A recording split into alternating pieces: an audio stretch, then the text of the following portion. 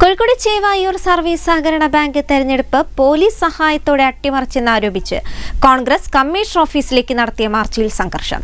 Police ജലപീരങ്കി പ്രയോഗിച്ചു. പോലീസിന് നേരെ സമരക്കാർ കല്ലെറിഞ്ഞു. 2 മണിക്കൂറോളമാണ് പ്രവർത്തകർ റോഡ് ഉപരോധിച്ചത്. കോഴിക്കോട് ചേവായൂർ ബാങ്ക് തെരഞ്ഞെടുപ്പ് അട്ടിമറിക്കാൻ CPM-ന് പോലീസ് ഒത്താശ ചെയ്തു എന്നാരോപിച്ച് കോൺഗ്രസ് പ്രവർത്തകർ കോഴിക്കോട് കമ്മീഷണർ ഓഫീസിലേക്ക് നടത്തിയ മാർച്ചാണ് സംഘർഷഭരിതമായത്.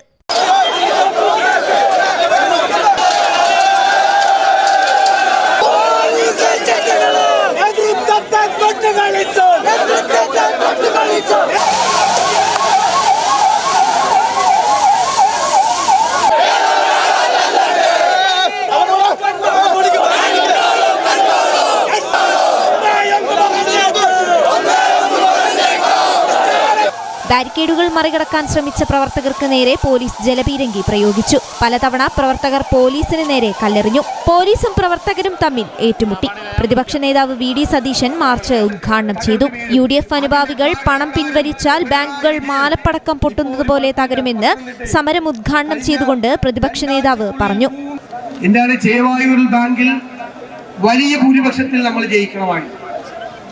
അതിനെ അട്ടിമറിക്കാൻ സർക്കാരും ഡിപ്പാർട്ട്മെന്റും പോലീസും ഒത്തുകൂടി ഗൂഢാലോചന നടത്തിയിട്ടാണ് അത് അവർ പിടിച്ചടക്കിയത്.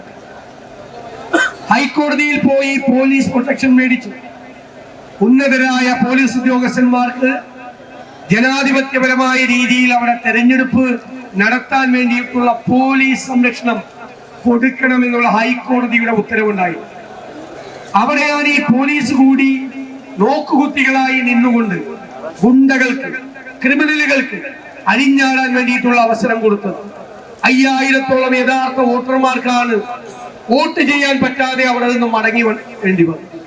റോഡ് ഉപരോധം തുടർന്ന DCC president K Praveen Kumar ഉൾപ്പെടെയുള്ള നേതാക്കളെ പോലീസ് അറസ്റ്റ് ചെയ്തു നീക്കി.